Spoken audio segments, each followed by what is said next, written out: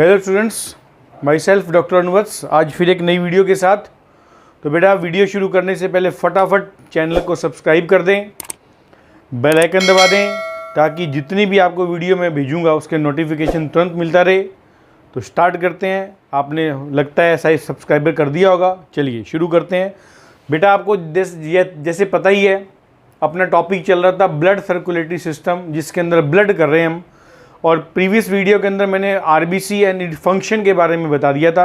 आज अपन टॉपिक शुरू करेंगे डब्ल्यूबीसी, जिसे बोलते हैं ल्यूकोसाइट। डब्ल्यूबीसी क्या है, इसका फंक्शन क्या है, किस प्रकार काम करती है, शुरू करते हैं। डब्ल्यूबीसी का मतलब होता है बेटा ल्यूकोसाइट। एक्चुअल में इसको कहते हैं डब्ल्यूबीसी को भक्षाणु, हिंदी में इंग्लिश में कहते हैं फैगोसाइट्स। याद रखना, भक्षाणु या फैगोसाइट्स मतलब ये जितने भी हमारी बॉडी में कोई रोग कारक आयता है उसको निगल लेते हैं, जिंदा निगल लेते हैं। इसलिए लिख दिया जिंदा निगलने का मतलब कहता है भक्षण करना, फैगो करना। इसलिए हमारी बॉडी में जो आरबीसी डब्ल्यूबीसी होती है वो रोगों से रक्षा करती है। अगर गलती से हमारी बॉडी में, गलती से क्या होता ही है, अगर कोई रोग कारक आया था तो उसको इतनी हिम्मत है भी उसको खा लेती है, ख़त्म कर देती है। परंतु जब ये अपना काम करना बंद कर दे तो ऑटोमेटिक फिर रोग होना शुरू हो जाएगा। कैसे, ये देखो मैंने इसको डायग्रामेटिक पॉइंट से समझाने की कोशिश की है। ये संक्रमण हुआ, बाहर से इन्फेक्शन आया, उसने इन्फेक्शन ने सबसे पहले क्या किया, इसको ख़त्म कर दिया डब्ल्यूबीसी को। पैथोजन है ये, रोगजनक आ गया, डब्ल्यूबीसी खत्म होगी, रोगजनक आ गया। तो रोगजनक हो गया तो डिजीज़ हो जाएगी और हम लोग डेथ हो जाएगी, मर जाएंगे। मतलब बड़े ध्यान से सुनना इसको, ठीक है। मतलब जितनी इसकी क्षमता है वो लड़ता है रोगों से। ये देखो लिख दिया, डब्ल्यूबीसी भक्षण करती है किसका, रोगजनक का, रोगों से बचाती है। ये लिख दिया रोगों से बचाना, और शरीर की प्रतिरक्षा प्रणाली को बनाती है। इम्यूनिटी पावर को स्ट्रॉन्ग करेगी, हमारी बॉडी में इम्यूनिटी पावर को स्ट्रॉन्ग करने का काम करेगी। जैसे बेटा अभी कोरोना चल रहा है तो कोरोना में डॉक्टर क्या बोलता है, वही इंसान सही रह सकता है कोरोना के अंदर जिसकी इम्यूनिटी पावर स्ट्रॉन्ग है, जिसकी प्रतिरक्षा तंत्र स्ट्रॉन्ग है। इसलिए कैसे काम करता है डब्ल्यूबीसी, देखो मान लो ये एक प्रकार का रोगजनक है, पैथोजन है, ये डब्ल्यूबीसी है। ये देखो पैथोजन को कवर कर रही है, ये पूरा कवर कर लिया, ये बीच में ख़त्म कर दिया। तो पैथोजन को खाने का काम करेगी ये। बाहर से अगर गलती से कोई रोग आ जाता है या कोई ऐसे कोई बैक्टीरिया या वायरस आ जाता है तो जितनी इसकी हिम्मत है वो आपकी बॉडी को कंट्रोल करने का काम करेगी। अब लिख दिया बेटा नॉर्मल डब्ल्यूबीसी जो है 4000 से लेके 11000 तक होती है। ये मैंने पहले भी बता रखा है, अब फिर बता दिया। और क्या क्या काम करता है, सभी रोग जो होते हैं उसमें डब्ल्यूबीसी इंक्रीज का मतलब डब्ल्यूबीसी बढ़ जाएगी। तो ये याद रखना, जब भी हमारी बॉडी में रोग होता है उस रोग के दौरान हमारी डब्ल्यूबीसी की संख्या बढ़ जाती है, याद रखना, ठीक है। अब केवल 2 रोग हैं, इन रोगों के नाम याद रखना, एड्स और टाइफाइड, जिसमें डब्ल्यूबीसी कम हो रही है। एरो का निशान नीचे है तो डब्ल्यूबीसी कम हो रही है। और तीसरा पॉइंट लिख दिया बेटा डब्ल्यूबीसी अनियंत्रित वृद्धि, अनियंत्रित वृद्धि कर रही है, मतलब नॉर्मल से भी बहुत ज़्यादा वृद्धि करती है। कब, लाखों में होती है, जबकि है तो संख्या इतनी 4000 से 11000, लाखों में इसकी संख्या होती है, 1 से 2 लाख। कब होती है बेटा, ब्लड कैंसर में। जब किसी मनुष्य में ब्लड कैंसर हो जाता है उस समय डब्ल्यूबीसी लाखों की संख्या में पहुंच जाती है। इसी का मैंने डायग्राम बना दिया और यहाँ लिख दिया कैसे। ये देखो जो अपन ने अभी पढ़ा, डब्ल्यूबीसी रोगजनक को मार देती है, इसलिए इसे क्या कहते हैं, भक्षाणु, फैगोसाइट्स कहते हैं। अब रोगजनक कौन है, हमारी बॉडी में बैक्टीरिया या वायरस। जैसे कोरोना का वायरस अगर हमारी बॉडी में चला गया तो कोरोना का वायरस क्या हुआ बेटा, रोगजनक। याद रखना, रोग कारक, रोग कारक कह दो, रोगजनक कह दो, एक ही बात है। रोग कारक को मारकर यह शरीर की रोगों से रक्षा करती है, इसलिए यह शरीर की प्रतिरक्षा बनाती है, इम्यूनिटी पावर बनाती है, ठीक है। अब अधिकांश रोग में डब्ल्यूबीसी संख्या बढ़ती है, ये मैंने आपको पहले बता दिया। जैसे प्रीवियस वीडियो में बताया था, डॉक्टर क्या करता है, सीबीसी करवाएगा अगर कोई प्रॉब्लम आती है। जब वो सीबीसी करवाएगा तो सीबीसी में अगर डब्ल्यूबीसी संख्या नॉर्मल रेंज से अधिक होगी तो ऑटोमेटिक किसी ना किसी प्रकार की डिजीज़ है। फिर वो कंफर्म करता है भी वाकई कौन सी डिजीज़ आती है, ठीक है। इसलिए लिख दिया डब्ल्यूबीसी संख्या बढ़ जाती है, लेकिन इसकी संख्या एड्स और टाइफाइड में कम हो जाती है। और सीबीसी कराने में यदि डब्ल्यूबीसी की संख्या कम होती है फिर वो कंफर्म करता है भी इसमें एड्स है, फिर वो एड्स या टाइफाइड का एक स्पेशल प्रकार का टेस्ट होता है, वो करवाएगा तो उसको पता लग जाएगा। तो पहले CBC होती है, ये याद रखना अपने को, ठीक है। जब WBC की संख्या ये देखो अनियंत्रित रूप से बढ़ जाए, लाखों में बढ़ जाए, इस स्थिति को ब्लड कैंसर कहते हैं, ल्यूकेमिया। तो ब्लड कैंसर में बहुत ज़्यादा WBC बढ़ जाती है। तो मैंने पहले भी बताया था आपको, WBC का कम होना वो भी खतरनाक है, WBC का बढ़ना वो भी खतरनाक है, दोनों पॉइंट में वो खतरनाक है। ये है। अब नेक्स्ट चलिए देखिए, अब इसके टाइप वगैरह देखते हैं, WBC कितने टाइप की होती है। तो सबसे पहले अपन देख रहे हैं WBC के 2 टाइप है बेटा। एक कण जिसमें पाए जाते हैं, छोटे छोटे डॉट पाए जाते हैं, जिसको कणिका में कहते हैं या इंग्लिश में ग्रेनुलोसाइड। एक होती है अकणिका में, जिसमें देख लो लिक्विड है, कण नहीं पाए जाते, इसको कहते हैं ए ग्रेनुलोसाइड। अब इसके आगे टाइप है, ये क्वेश्चन बहुत बार आया हुआ है, इसको तैयार करना। ग्रेनुलोसाइड मुख्यतः 3 प्रकार की होती है, एसिडोफिल, बेसोफिल और न्यूट्रोफिल।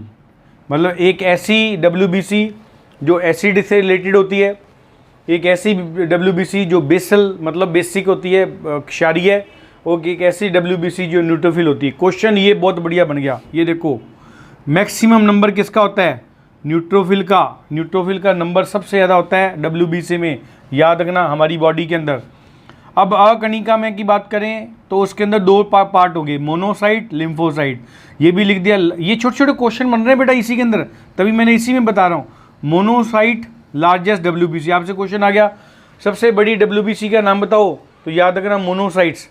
फिर क्वेश्चन आ गया लिम्फोसाइट्स, एड्स में कम, तो ये बताओ एड्स के डिजीज़ में सबसे कम WBC किसकी होती है या कौन सी होती है, तो बताना लिम्फोसाइट। लिम्फोसाइट्स एड्स में कम होगी, लार्जेस्ट WBC मोनोसाइट है। और मोस्ट इंपॉर्टेंट इन दोनों, ये क्वेश्चन तीसरा बन गया बढ़िया, कणिका में और अकणिका में, या सीधा ही पूछ लेगा पूरे WBC में सबसे ज़्यादा भक्षाणु या फैगोसाइट्स का काम कौन करता है, तो याद रखना बेटा न्यूट्रोफिल एंड मोनोसाइट दोनों।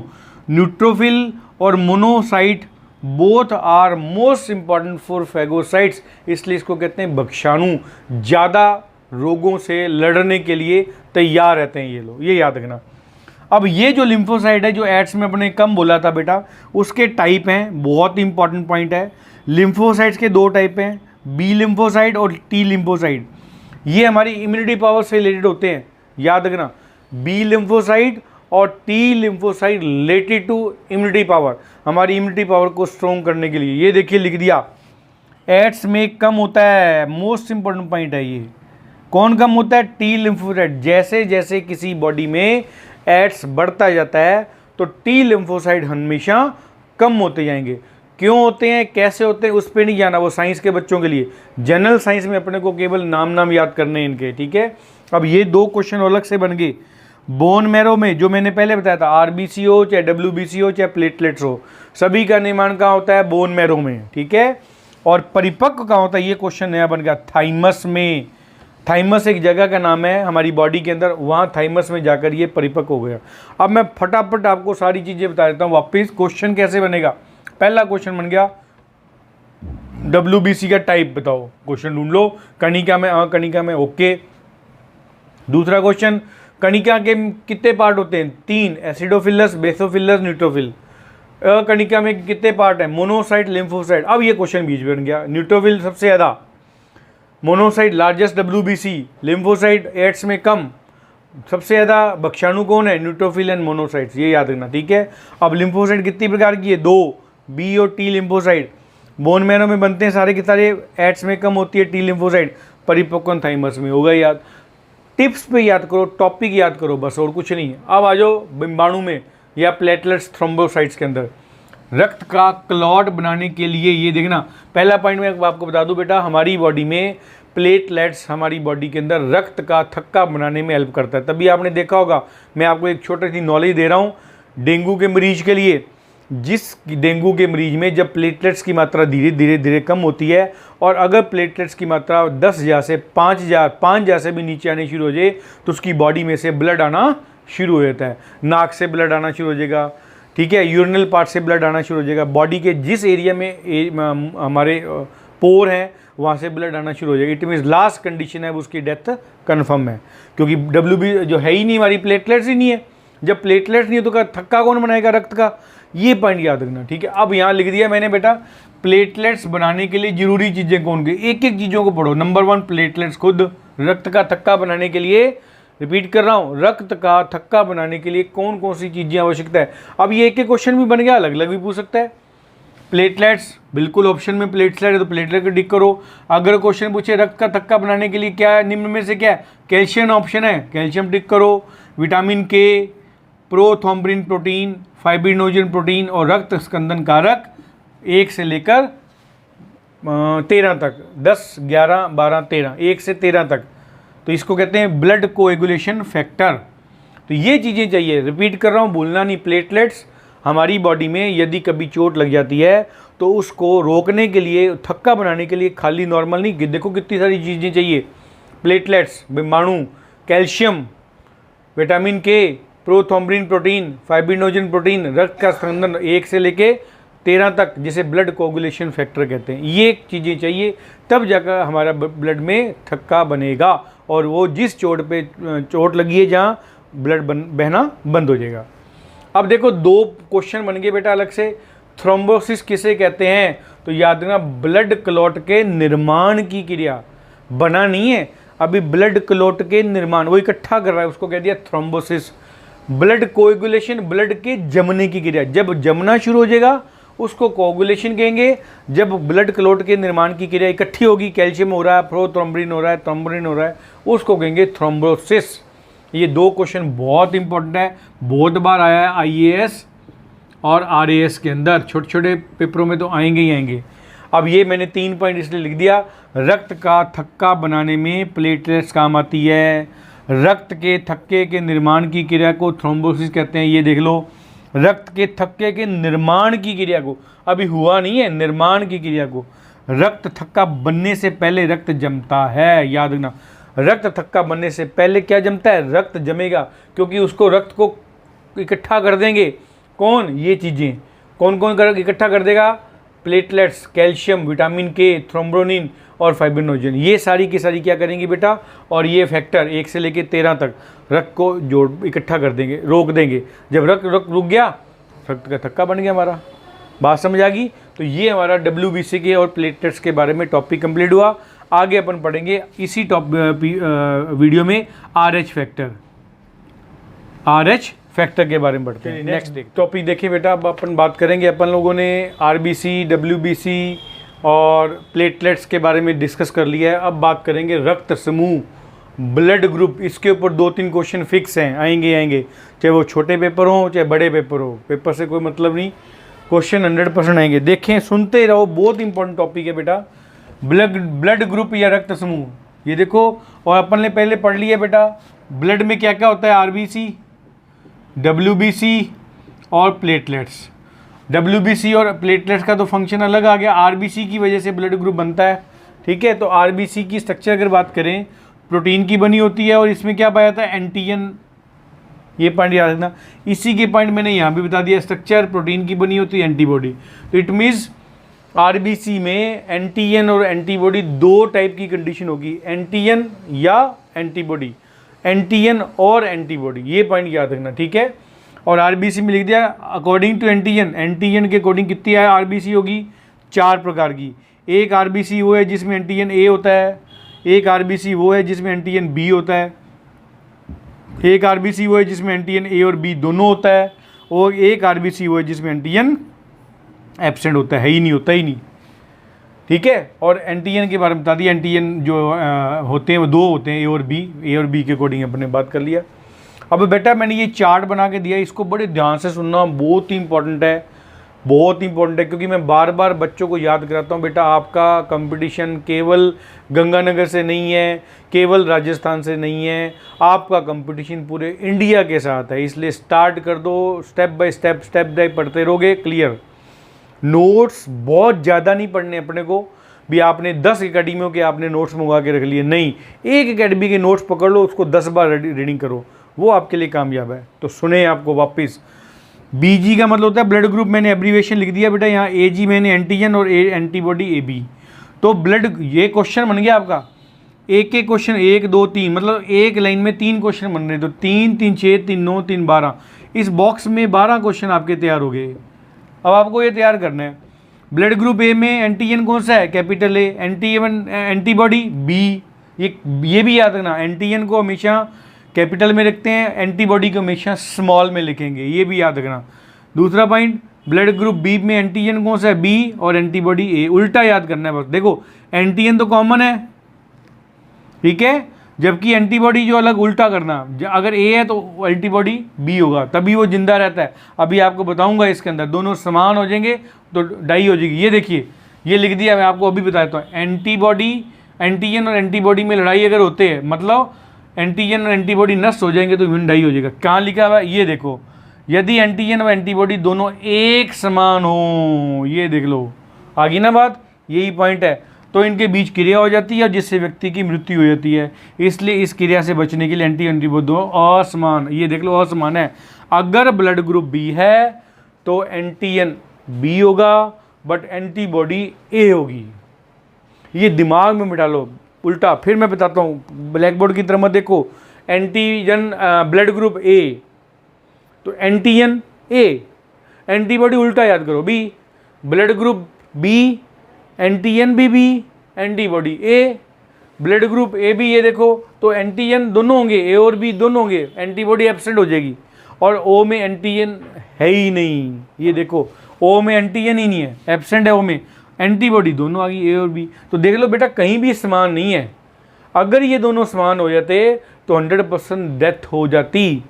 तो ये बस ध्यान रखना है, अपनी बॉडी में एंटीजन और एंटीबॉडी दोनों डिफरेंट होने चाहिए, असमान होने चाहिए, डिफरेंट होने बहुत ज़रूरी है। आगे बात समझ। अब यहाँ से क्वेश्चन कुछ भी पूछ सकता है, 12 क्वेश्चन आपके इस चार्ट में से, छोटे से चार्ट में से तैयार। अब देखो लिख दिया, ब्लड ग्रुप का निर्धारण एंटीजन के आधार पर किया जाता है। 2 एंटीजन के बेस पर 4 प्रकार के ब्लड ग्रुप, बिल्कुल सही है बेटा, ए बी ओ, ठीक है। और मोस्ट इंपॉर्टेंट पॉइंट, सन 1900 में लैंड स्टीनर ने ब्लड ग्रुप की खोज की थी। IAS और RAS में बहुत बार क्वेश्चन पूछा है इसका, साइंटिस्ट का नाम, लैंड स्टीनर का नाम। ब्लड ग्रुप की खोज करने वाले वैज्ञानिक का नाम बताओ। 1900 में लैंड स्टीनर ने इसकी खोज की थी। जैसे अपन ने बेटा एंटीजन पढ़ लिया, सेम पॉइंट एंटीबॉडी पढ़ो। ये देखो एंटीबॉडी 2 प्रकार की, ए और बी, सेम पॉइंट लिख दिया मैंने। अगर दोनों की लड़ाई हो जाएगी तो ह्यूमन बॉडी डेथ, मतलब लड़ाई कब होगी, जब दोनों समान हो जाएंगी, एक जैसी हो जाएंगी। मतलब कैसी हो जाएगी, ये देखो, अगर ब्लड ग्रुप ए, एंटीजन ए, क्योंकि एंटीजन ए मिलेगा, तो एंटीबॉडी भी अगर ए होगी तो बेटा जी ये तो गया, ये गया, बात समझ। ये देखिए blood group B, antigen B, तो ये भी अगर बी हो गया एंटीबॉडी, तो भाई साहब ये भी गया। इस प्रकार की कंडीशन आएगा, क्वेश्चन बताऊंगा मैं आपको, आगे आता है इस प्रकार क्वेश्चन।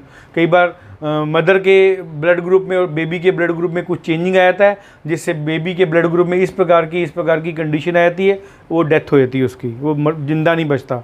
कैसे होगा आगे बताएंगे। तो ये पॉइंट आपको याद रखना, लिख दिया मैंने वापस वही। अब ये देखो, ये क्वेश्चन बन गया, एंटीजन और एंटीबॉडी कहाँ पाई जाएगी, ये क्वेश्चन और बन गया। आपसे एंटीजन एंटीबॉडी तो याद कर लोगे आप, आपसे क्वेश्चन आ गया एंटीजन कहाँ पाई जाती है और एंटीबॉडी कहाँ पाई जाती है, तो सिंपल वे में याद कर लो, एंटीजन RBC पर और एंटीबॉडी प्लाज्मा में, हो गया याद। ये देखो लिखा हुआ, RBC पर पाई जाने वाली संरचना जो प्रोटीन की ओर से एंटीजन, ये देखो RBC पर, प्लाज्मा में पाई जाने वाली संरचना को एंटीबॉडी, हो गया याद। RBC पर एंटीजन होगी, प्लाज्मा पार्ट तो उसी का ना, याद करो, ये प्रीवियस में अपन ने पढ़ा था। ब्लड ग्रुप के 2 पार्ट होते हैं, एक प्लाज्मा लिक्विड और एक ठोस। प्लाज्मा वाला पार्ट बता रहा है ये। ठोस में कौन से पार्ट पढ़े थे, RBC, WBC और प्लेटलेट्स।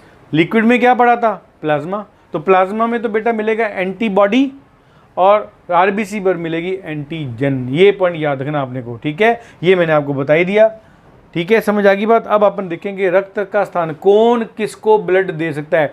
ए वाला ए को, बी का, मतलब ए बी और ओ। अब हमें कंफर्म हो गया, 4 प्रकार के ब्लड ग्रुप बन गए हमारे, ए बी और ओ। ये 4 प्रकार के ब्लड ग्रुप, कौन किसको अपना खून ब्लड दे सकता है, नेक्स्ट देखते हैं। रक्त का स्थानांतरण, अभी तक आप लोगों ने ब्लड के टाइप पढ़ लिए, ब्लड के ग्रुप पढ़ लिए, ए बी ओ, 4 प्रकार के ब्लड ग्रुप होते हैं। अब उनका ट्रांसफर कैसे, स्थानांतरण कैसे कैसे होगा, ठीक है, कौन किससे ले सकता है। क्या ले सकता है क्या नहीं दे सकता, कौन ग्राही है कौन नहीं है, वो सारा पढ़ेंगे अपन। ये देखिए इसमें 4 कंडीशन है बेटा, इस चीज़ का ध्यान रखना आप लोगों ने। 4 कंडीशन इसके अंदर लागू होती है। पहला पॉइंट है डोनर कौन सा है और ग्राही कौन सा है, ठीक है। फिर उसका ब्लड ग्रुप इंपॉर्टेंट है स्थानांतरण में। फिर तीसरा पॉइंट है एंटीजन और एंटीबॉडी, ये इंपॉर्टेंट है दोनों में। ग्राही का एंटीबॉडी कौन सा है, ग्राही का एंटीजन कौन सा है, दाता का एंटीजन कौन सा है, दाता का एंटीबॉडी कौन सा है। और 4th पॉइंट पे आएगा बेटा दाता, ये जिसे डोनर कहते हैं कि एंटीजन को निगलेक्ट कर सकते हैं, दाता की एंटीजन को निगलेक्ट किया जा सकता है। ये 4 कंडीशन के वजह से हम एक मनुष्य दूसरे मनुष्य के अंदर ब्लड का स्थानांतरण कर सकता है। कैसे? अब ये क्वेश्चन बन गए बेटा आपके छोटे छोटे ऑब्जेक्टिव क्वेश्चन। ब्लड ग्रुप ए वाला व्यक्ति ए और ओ से ब्लड लेता है, नोट कर लो, बहुत इंपॉर्टेंट चीजें हैं। ब्लड ग्रुप बी वाला व्यक्ति बी और ओ से ब्लड लेता है, और ब्लड ग्रुप ए बी वाला व्यक्ति सभी से, ये इंपॉर्टेंट पॉइंट है। अब ये दिमाग में बिठा लो बेटा, रट्टा नहीं मारना। ए वाला ए से और ओ से, ओ भी से, ओ ऐड करते हैं साथ में, क्योंकि ओ एक ऐसी चीज है वो सबको ब्लड दे देगा। ओ वाले ब्लड ग्रुप को कहीं भी आप डाल सकते हो, ठीक है। नेगेटिव पॉजिटिव बाद में देखेंगे अपन, पहले ओ की बात करते हैं अपन। ए वाले है तो ए वाले को 2 ग्रुप हो गए, ए उसका खुद का और ओ दूसरा आ गया। बी वाले के लिए बी उसका खुद का और दूसरा हो गया, तो 2 ग्रुप हो गए। अब तीसरा पॉइंट है ए बी। अब ए बी जो है सभी से ब्लड ले सकता है, मतलब ए बी वाले को ए वाला भी दे सकता है, बी वाला भी दे सकता है, ए बी वाला तो देगा ही देगा, ओ वाला भी दे सकता है। क्यों? ये इंपॉर्टेंट क्वेश्चन बन गया, क्योंकि उसमें एंटीबॉडी एब्सेंट होती है। जब एंटीबॉडी एब्सेंट है तो प्रॉब्लम ही नहीं। जो मैंने प्रीवियस अभी बताया था, मैंने आपको वीडियो को वापस फॉरवर्ड करके रिवाइंड करके देखना, उसमें मैंने बताया दोनों को समान हो गए, कौन? एंटीबॉडी और एंटीजन, तो प्रॉब्लम आ जाएगी। तो परंतु यहाँ पॉइंट दे दिया बेटा एंटीबॉडी है ही नहीं। जब एंटीबॉडी है ही नहीं है तो परवाह ही नहीं, किसी का ब्लड किसी में डाल दो। तो ए बी में ये पॉइंट है क्लियर, ए बी के अंदर एंटीबॉडी 100% एब्सेंट होती है, इसलिए इसको सर्वग्राही कहते हैं। ये क्वेश्चन बहुत बार आया है IAS RS में या छोटे कंपटीशन में। सर्वग्राही कौन ब्लड ग्रुप होता है? तो याद रखना सर्वग्राही मतलब सबको, सबसे लेने वाला ए ब्लड ग्रुप, याद रखना। दूसरा तीसरा पॉइंट आएगा अपना, चौथा पॉइंट, ब्लड ग्रुप ओ वाला व्यक्ति ओ से ही ब्लड लेता है। अब इसमें प्रॉब्लम है, ओ वाला ओ से ही ब्लड ग्रुप लेगा, दे तो मैंने बताया था ना सबको ही दे सकता है। इसमें कारण क्या है? जैसे में उसमें एंटीबॉडी एब्सेंट है तो यहाँ एंटीजन एब्सेंट है। ये देखिए एंटीजन एब्सेंट होता है बेटा, इसलिए हो गया सर्वदाता कह सकते हैं इसको, डोनर सर्वदाता। ये हर को दे सकता है, हर इंसान को दे सकता है। क्यों? क्योंकि उसमें एंटीजन एब्सेंट होते हैं। ये दिमाग में बैठा लो। ए बी में एंटीबॉडी एब्सेंट है, ओ में एंटीजन एब्सेंट है, इस वजह से ए बी जो है सर्वग्राही है और ओ जो है सर्वदाता है। ये याद है। आगे चलिए, ये तो हो गया स्थानांतरण के बारे में। अब आएगा एक मोस्ट इंपोर्टेंट पॉइंट है RH फैक्टर या RH कारक। आप लोगों ने कभी सुना ना तुम्हारा ब्लड ग्रुप क्या, ए पॉजिटिव वर्ड, कभी ए नेगेटिव बोलते हैं, कभी बी पॉजिटिव बोलते हैं, कभी ए बी पॉजिटिव बोलते हैं, उस प्रकार उसके ऊपर देखते हैं अपन बात क्या है। तो पहले पॉइंट याद रखना बेटा 1940 के अंदर ये क्वेश्चन बहुत बार पूछे गए हैं। लैंडस्टीनर व वीनर 2 वैज्ञानिकों के नाम याद करने ने सबसे पहले इसको देखा था किसमें? बंदर में। बंदर में क्या नाम था उसका? रिसिस, उसको रिसिस नाम दिया था, याद रखना, ठीक है। तो ये क्वेश्चन बन गया, कब दिया? 1940 में। किसने? लैंडस्टीनर वीनर ने। कहा? बंदर के अंदर। क्या होता है ये? प्रोटीन की बनी होती है, इसे RH एंटीजन कहते हैं, बस ये याद रखना। RH antigen is known as RH factor, ये दिमाग में बैठा लो। ये देखो RH एंटीजन कितने हो गए? 2 टाइप के, एंटीजन A, एंटीजन B। अब RH फैक्टर के बारे में बता दिया मैंने। मोस्ट इंपोर्टेंट पॉइंट, प्रेजेंट है तो पॉजिटिव, एब्सेंट है तो नेगेटिव। तो ये पॉइंट क्लियर कर दिया। जरूरी नहीं बेटा हर मनुष्यों में प्रेजेंट हो, जिस मनुष्य में RH फैक्टर पाया जाता है वो पॉजिटिव होगा, जिस मनुष्य में RH फैक्टर नहीं पाया जाता वो नेगेटिव होगा। सिंपल पॉइंट, ठीक है। अब ये थोड़े से मैंने एग्जांपल दिए, इस प्रकार के एग्जांपल आप खुद बनाना। जैसे for example blood group A positive है तो इसका मतलब उसमें एंटीजन A होगा, एंटीजन B स्मॉल b होगा, ये याद रखना। और RH फैक्टर प्रेजेंट क्योंकि पॉजिटिव है। ऐसे आप बनाना, ग्रुप खुद बनाना, ठीक है। फिर मैं चेक करूंगा आपसे। अब O नेगेटिव है ओ नेगेटिव एंटीजन एब्सेंट, शुरू में मैंने इसको फिर रिवाइंड करके देखना वीडियो को, पता लग जाएगा O H negative antigen absent होता है। ये देखो आपको भी बताया एंटीजन एब्सेंट होते हैं। ए बी मतलब एंटीबॉडी ए और बी दोनों होंगी, और आर एच फैक्टर एब्सेंट है। क्यों? क्योंकि ओ नेगेटिव है। तो इसलिए मैंने ये देखो आपने इसका लिख दिया सारा और इसका लिख दिया। अब इसके पॉइंट बनाने की कोशिश करो आप घर पे बैठे बैठे, होगी प्रैक्टिस, आपको कहीं प्रॉब्लम नहीं आएगी। क्योंकि ये चीज बताया according to R H factor, R H factor के अकॉर्डिंग अगर आपसे वैसे पूछे तो ब्लड ग्रुप कितने होते हैं, तो बेटा याद रखना 4, A B A B O. अगर वो पूछे, ध्यान से सुनना, अगर वो पूछे आर एच नेगेटिव और आर एच पॉजिटिव या आर एच फैक्टर के अकॉर्डिंग ब्लड ग्रुप कितने होते हैं, तो बेटा याद रखना 8। कौन कौन से 8 है ये देखो, A positive A negative, B positive B negative, A B positive A B negative, O positive O negative, हो गए ना 8। तो एक में पॉजिटिव एक में नेगेटिव, तो जिसमें प्रेजेंट है वो पॉजिटिव, जिसमें एब्सेंट है वो नेगेटिव, ये याद रखना आपने। ठीक है, ये 2 के मैंने पॉइंट दे दिया आपको, ये प्रैक्टिस करना पड़ेगा बेटा, जितना बार प्रैक्टिस करोगे याद हो जाएगा। 2 के दे दिए, बाकी बीच में आप तैयार करो खुद अपनी कॉपी पे। अब देखो ये क्वेश्चन बहुत बार है, वर्ल्ड में 85% लोग पॉजिटिव हैं, जबकि इंडिया में 95% पॉजिटिव लोग होते हैं। मतलब पॉजिटिव ब्लड ग्रुप की संख्या ज्यादा है वर्ल्ड में भी और इंडिया में भी। ये नेगेटिव बहुत रेयर मिलते हैं, ये याद रखना। ठीक है, अब ये देखो लिख दिया यहाँ, आर एच ए जी को ही आर एच फैक्टर कहते हैं। ये क्वेश्चन है, जो पहले हमने एंटीजन पढ़ा है वो एंटीजन अब बस इतना याद रखना है, पॉजिटिव है या नेगेटिव है, ये याद रखना। ठीक है, और ये देखते हो बहुत इंपॉर्टेंट पॉइंट लिख दिया, यह सभी प्रकार के बंदर में पाया जाता है, और लेकिन यह सभी मनुष्यों में हो यह आवश्यक नहीं है। बंदरों में सब में मिलेगा, इसलिए बंदरों में कभी नेगेटिव पॉजिटिव नहीं होता। मनुष्यों में प्रेजेंट है तो पॉजिटिव, एब्सेंट है तो नेगेटिव, सिंपल पॉइंट। और लिख दिया जिस ब्लड ग्रुप में आर एच पॉजिटिव प्रेजेंट है ब्लड ग्रुप पॉजिटिव, जिसमें आर एच एब्सेंट है ब्लड ग्रुप नेगेटिव। और ये टाइप लिख दिया मैंने, A positive A negative, B positive B negative, A B positive A B negative, O positive O negative. ये point आपको याद करना है। ठीक है, अब नेक्स्ट पॉइंट देखते हैं, अगर मदर और फादर में के ब्लड ग्रुप में कहीं चेंजिंग आता है तो बच्चे पे क्या इफेक्ट पड़ता है। नेक्स्ट देखिए, एक बहुत ही इंपॉर्टेंट क्वेश्चन है बेटा, बहुत ही ज्यादा इंपॉर्टेंट है, सामान्य में भी इंपॉर्टेंट है और साइंस के अंदर इंपॉर्टेंट तो है ही है। अभी तक अपन लोगों ने बेटा ब्लड ग्रुप के बारे में कंफर्म कर लिया, आर एच ब्लड ग्रुप के बारे में कंफर्म कर लिया, नेगेटिव पॉजिटिव, बहुत ज़्यादा डिटेल नहीं अपन जा रहे, बिल्कुल नॉर्मल जो कंपटीशन की लेवल है वही लेवल लेके चल रहा हूँ मैं। अब देखते हैं बेटा, मान लो मेल और फीमेल की जब शादी होती है, शादी होने के बाद उनके जो बच्चे पैदा होते हैं उनमें कहीं किसी प्रकार की प्रॉब्लम आती है, उसके बारे में अपन डिस्कस करेंगे। ये पोजीशन तो मैंने बताई है बेटा सामान्य अवस्था, एक मेल पॉजिटिव हो सकता है, नेगेटिव हो सकता है, नेगेटिव होता है। मतलब आपको ऐसे मत समझो, ऐसे समझो, एक पॉजिटिव मेल की एक पॉजिटिव फीमेल के साथ शादी हो सकती है, कोई प्रॉब्लम नहीं। एक नेगेटिव मेल की नेगेटिव फीमेल के साथ शादी हो सकती है, कोई प्रॉब्लम नहीं। मतलब दोनों नेगेटिव हो सकते हैं।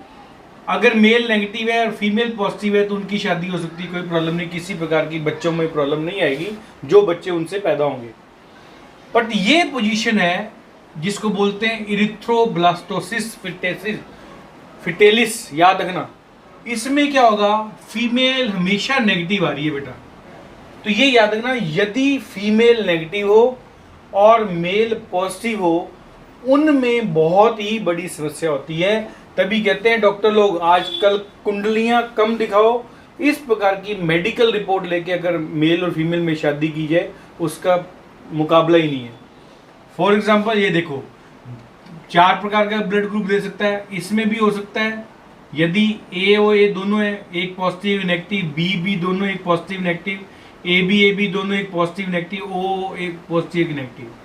इस प्रकार की अगर प्रॉब्लम आती है, 4 प्रकार का पॉइंट बता दिया मैंने, 4 प्रकार के ब्लड ग्रुप में अगर मेल और फीमेल की शादी होती है तो उसमें ये देखिए, आप बड़े बात ध्यान से सुनना।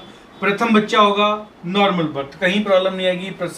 प्रथम प्रसव में अगर उसको पता लग गया मेरे कंसीव कर लिया है या प्रथम प्रसव होने वाला है, तो बेटा याद करना 72 आवर्स के अंदर अंदर उस माता के अंदर एंटीजन डी का इंजेक्शन लगाना बहुत जरूरी है।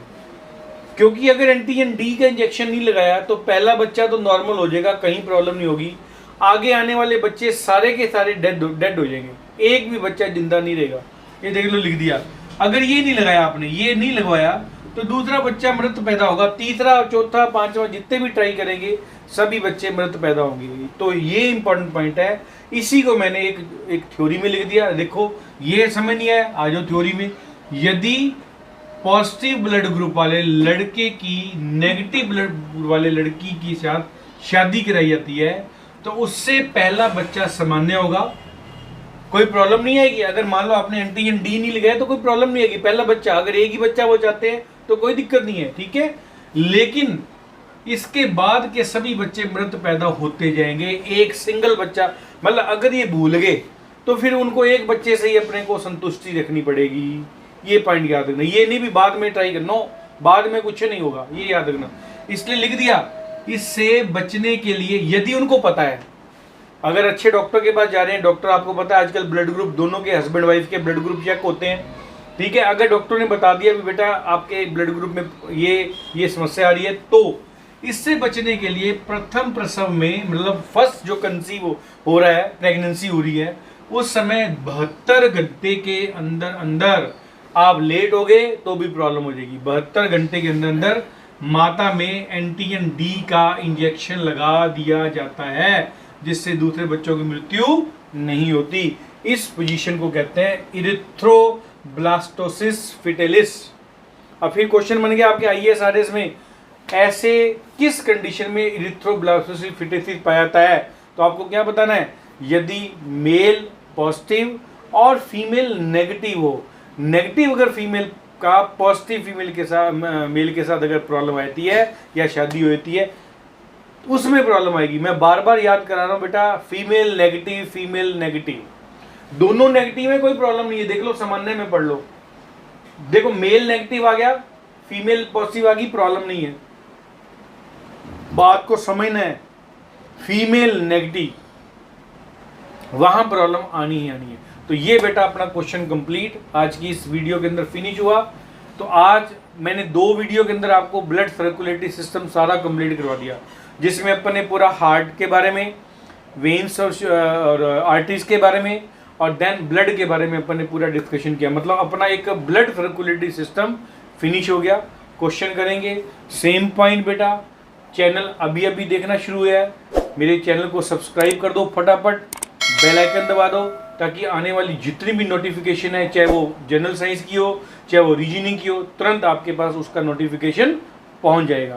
तो सेम पॉइंट बेटा मैं बार बार हर वीडियो में याद दिलाता हूं, आपका कंपटीशन गंगानगर से नहीं है, आपका कंपटीशन गंगानगर डिस्ट्रिक्ट से नहीं है, आपका कंपटीशन स्टेट से नहीं है, आपका कंपटीशन बेटा इंडिया के साथ है। तो इंडिया से कंपटीशन करना है तो उठ जाओ, लग जाओ, शुरू हो जाओ, तभी काम चलेगा। तो आने वाली जितनी भी आपकी कंपटीशन की परीक्षा होने वाली है, उनके लिए बेस्ट ऑफ लक।